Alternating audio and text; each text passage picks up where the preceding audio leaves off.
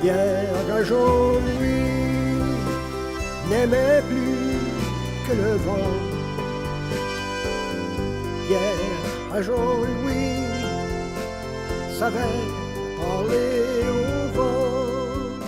Quand j'ai écrit cette chanson, Pierre Jean-Louis, il y a déjà plus de 50 ans, c'est vieux, j'avais pas l'impression de créer une légende.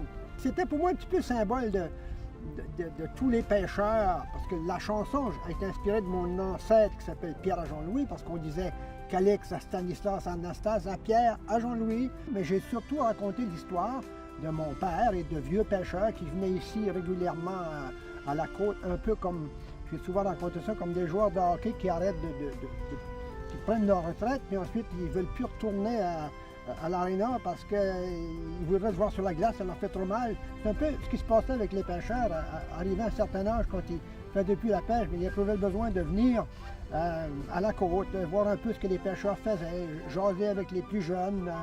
Et mon père, il faisait ça. La réalité, c'était l'ancêtre Pierre Jean-Louis, c'était mon père, c'était les pêcheurs. Mais la légende, elle naît par la suite.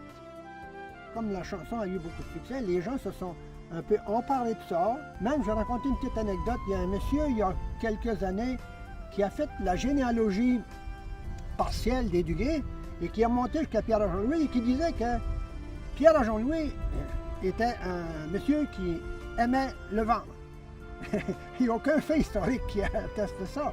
Moi, j'ai tout simplement inventé ce détail-là pour plonger la chanson dans une espèce d'atmosphère poétique, là.